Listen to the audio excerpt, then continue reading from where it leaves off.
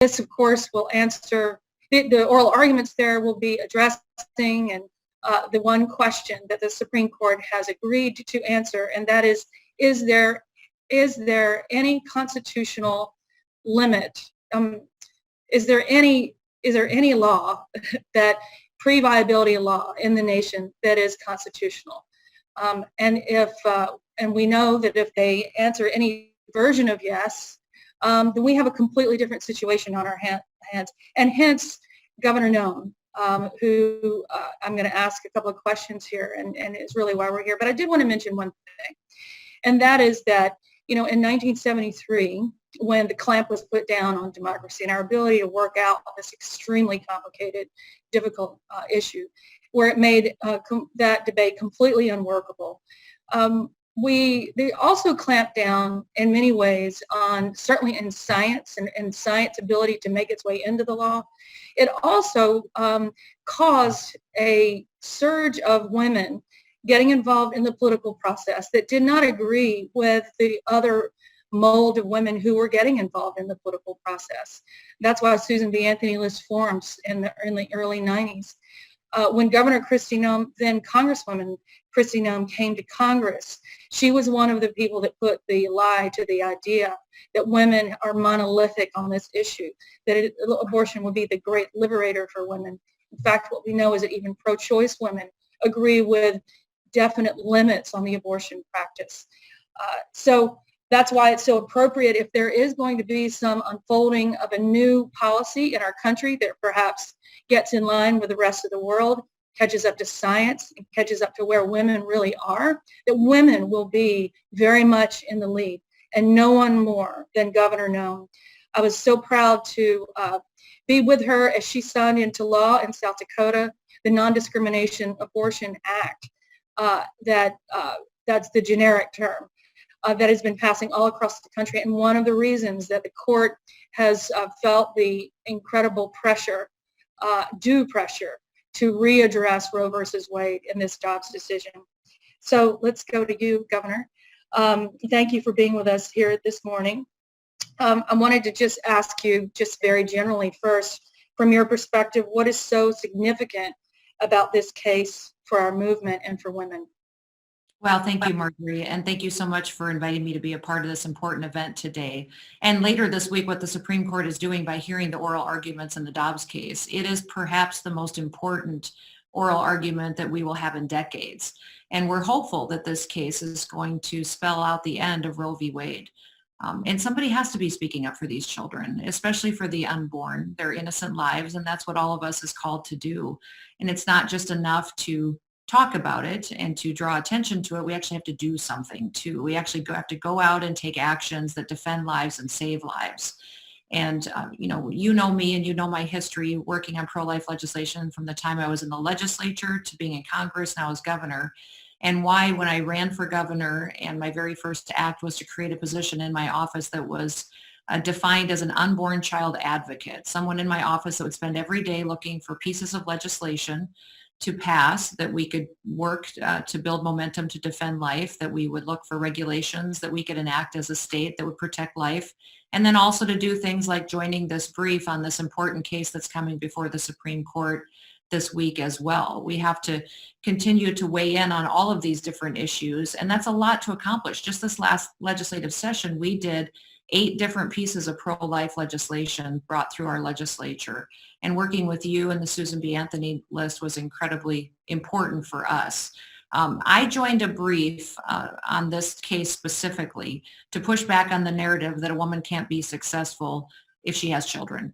And I think that what you've done by bringing together Kim Reynolds and Ambassador Haley here has proven that there are strong women out there leading that are parents, that are mothers, and that false narrative that the left has tried to sell to this country is extremely wrong, and it's a lie that has crippled so much of our potential for success and blessings in the United States of America. So I'm a big believer that weighing in on this brief will not only undermine Casey, which was the assumption that was made in that court case, but also that it'll build momentum to end Roe v. Wade and make sure that this country finally stands for life.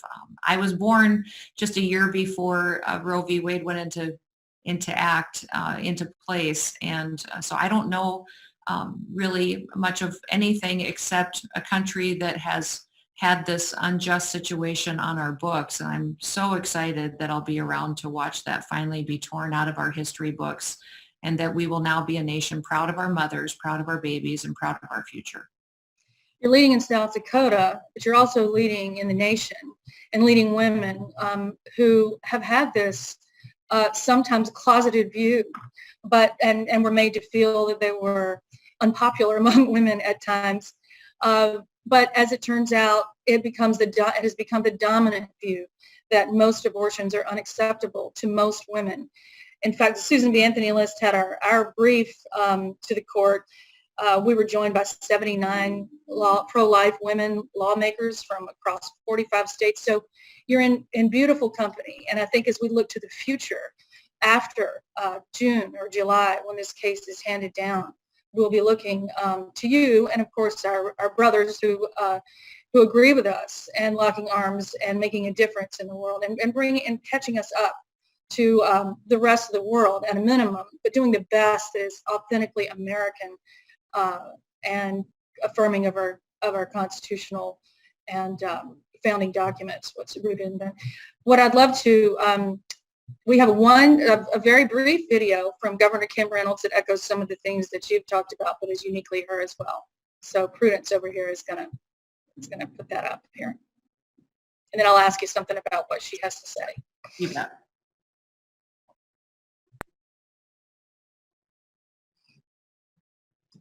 Thank you all for being here. Earlier this year, it was an honor to be one of a dozen governors to call on the United States Supreme Court to uphold the constitutionality of pre-viability limits on abortion by overturning its tragic rulings in Roe v. Wade and Planned Parenthood v. Casey. For years, democratically elected representatives in our states have tried to defend innocent human life in the womb, only to be prevented by these incoherent decisions. By disregarding state sovereignty, Roe and Casey have killed millions of unborn children. On December 1st, the court will hear oral arguments in the Dobbs case, its best opportunity yet to undo its fatal mistake. The question in the case is simple, yet it lies at the heart of the American experiment. Does the United States Constitution require states to withhold legal protection from an entire class of defenseless human beings? According to any straightforward reading of the Constitution, the answer to that question has always been a resounding no. Decades after Roe and Casey denied this obvious conclusion, modern science and technology now give us a remarkable window into the development of children in the womb. At 15 weeks, after which time Mississippi's law prohibits abortion, an unborn baby has a well-formed face and 10 small, unmistakable fingers and toes. She can yawn, suck her thumb, and stretch her tiny little limbs, and she can also feel pain. Roe and Casey rule out even the most basic legal protections for these vulnerable Americans. They place our nation's abortion regime on a global fringe, more in line with China and North Korea than most of Europe. The American people have had absolutely no say in this extreme abortion deregulation. If they had not been silenced, there is no doubt that many states would follow Mississippi's lead. And that's because Americans strongly reject abortion on demand until the moment of birth. They reject paying for it with taxpayer dollars, and they reject the notion that our Constitution prevents we the people from protecting the unique human person growing in the womb. Here in Iowa, I'm not alone among elected leaders who are eager to finally have this overdue democratic debate and protect life. With Dobbs, the Supreme Court can strike a blow for democratic self-government, restore constitutional integrity, and right a historic wrong. Thank you.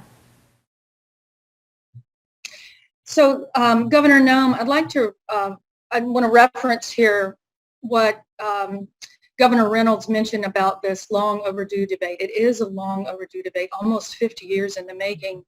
A lot has happened in that period of time, and both parties have sort of staked out where they want to be.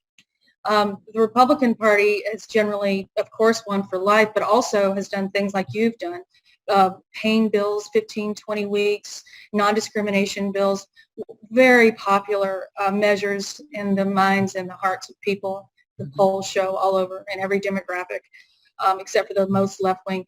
And then the Democratic Party has been unyielding, has not budged an iota, will not allow any of its candidates to stake out any position even close to that middle. As we move into midterms and the presidential, I know you don't have a crystal ball, but just your own instincts about how that dichotomy is going to play out.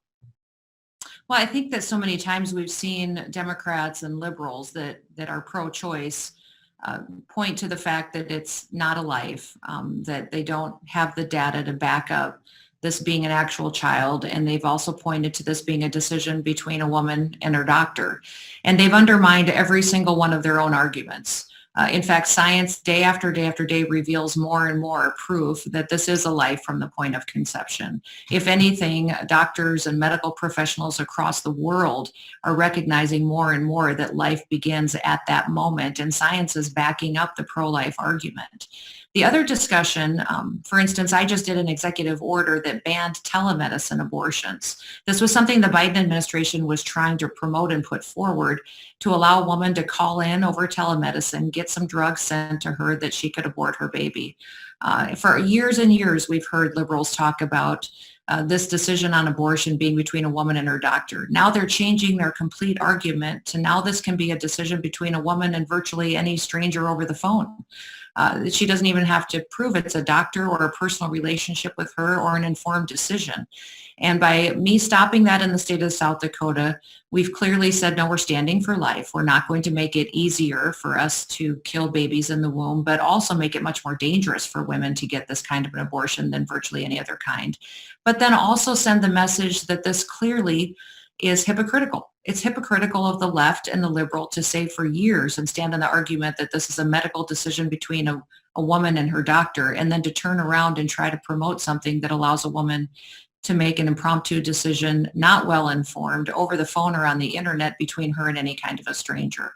And that kind of hypocrisy we have to point out because this is an issue that I think those who are pro-choice try to dehumanize, that they try to make an argument that we don't care about women, that we don't care about these babies. And that's just a false narrative that we have to push aggressively back against because if anything in South Dakota, we are taking care of mothers and women and babies, recognizing this isn't just about the impact on that baby's life, it's about that woman's life too, and she needs to be supported and taken care of and have people in her life that will help her care for this child and provide the best opportunity for life to be successful going forward. So we took these bills that we promoted this legislative session on banning abortion based on a Down syndrome diagnosis, by defining abortion to make sure that it was more clearly stated so there wouldn't be loopholes that could be abused in the future,